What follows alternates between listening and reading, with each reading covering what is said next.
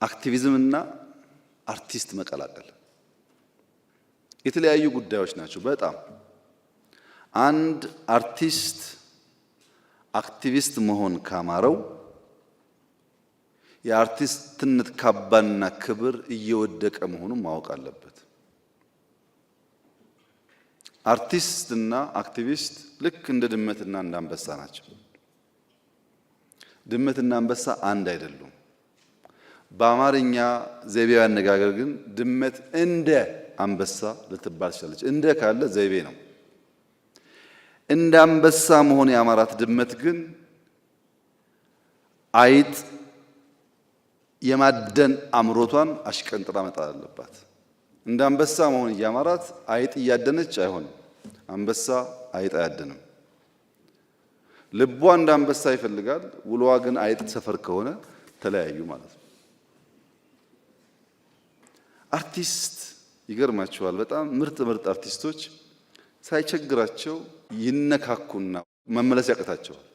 እዩ ቆጥራችሁ አንዴ እዛ የተነካካ አርቲስት ያ የምታደንቁት የምትወዱት ሰው የለም፣ አሁን የለም። ምክንያቱም ያ ነገር ያበላሻል። ለምሳሌ ሐዲስ ዓለማየሁን ውሰድ።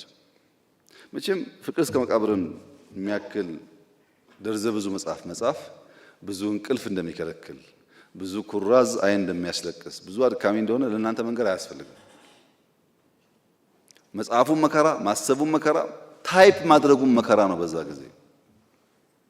ግን አሁን አቶ አዲስ በየቀኑ ሰበር ዜና እያሉ አንዳንዷን ገጽ ቢጽፉ ኖሮ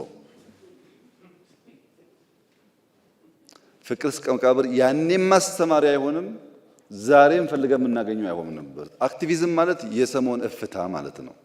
እናንተ በአርት በሙዚቃም ይሁን በፊልምም ይሁን በመጽሐፍም ይሁን ከትውልድ በኋላ እንኳን የሚያስተምር መቼም የእሳቸውን ስራ ዛሬ አይቶ የማይማር ሰው ያለ አይመስለኝም።